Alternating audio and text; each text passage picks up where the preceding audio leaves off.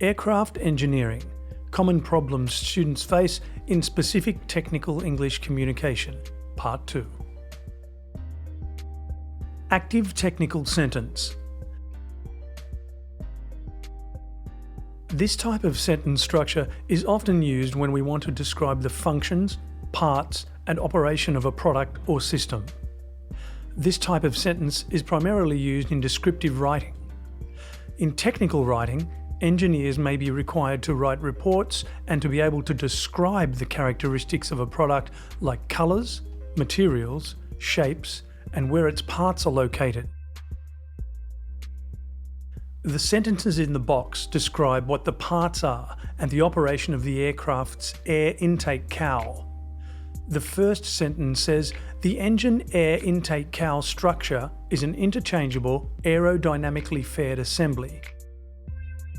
Do you know this is SVO structure? Subject, verb, object. And the rest has the same SVO structure as well. The first thing you need to decide is whether you should use active or passive voice in descriptive writing. I think the choice is straightforward, and the answer is active voice. Of course, the use of passive voice is also acceptable in some situations. Active voice is preferred because it is considered to be simpler, more direct, and more concise for readers to understand. These simple features fit very well into the requirements of the aviation industry for clarity, accuracy, consciousness, and correctness. Let's look into the structure of what makes up an active technical sentence. Active technical sentence. As you can see from this table, an active technical sentence has 4 components: subject, verb, object, SVO, and an additional part called additional information stroke modification. SVO is one of the 6 basic sentence structures in English language. Other combinations are also possible in general English writing, like SOV, OSV, OVS, VSO, VOS. However, here I'll be focusing on SVO only, for STE because it is the simplest one. As from the diagram, the metering valve is the subject, a noun phrase. The word directs is the verb, and 3000 psi hydraulic fluid is the object, which is also a noun phrase. Sometimes the construction may not be that simple, particularly the additional information part. The function of this part is to modify or add more information to the sentence to make it more meaningful or complete. The last part, to the actuator, is a prepositional phrase because it has a preposition in front.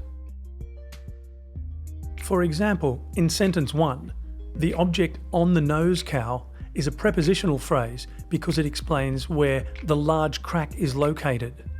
Similarly, the gerund phrase in sentence 2 can give us more information about the object, and that is the 3 skin panels has 24 frames.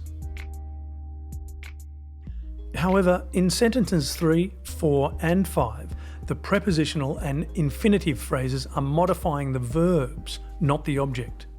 The example in sentence 4, the meaning of the switch transmits a signal, is not complete on its own because it does not give a reason for the action. So, this sentence without the infinitive phrase may sound a bit odd or strange. You may ask, what does the switch transmits a signal for? For what reason? Here the phrase explains well why this action is necessary: to shut down the APU. Sentence 5, on the other hand, has a conditional clause being put in front as it gives an additional information about the condition of the flaps.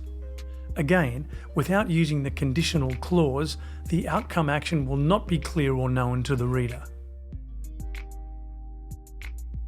It is worth mentioning that there is a little difference between prepositional phrase and infinitive phrase, as both put a preposition in front. For example, to the nose cowl, to shut down the APU. In fact, The first one modifies the object, a large crack, but the second one modifies the verb, transmits.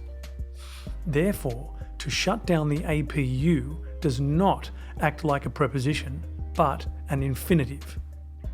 In other words, to has become a part of the verb, not a preposition. In summary, SVO is the most basic structure in English sentence. Using this simple structure will help people when they read their instructional manual. The additional information in the last part of the sentence is a phrase, and the function of which is to provide more information on either the object or the verb in the sentence. So, without this piece of information, the overall meaning in these sentences is not going to be very meaningful or complete. We hope the above information is helpful to you. Thank you.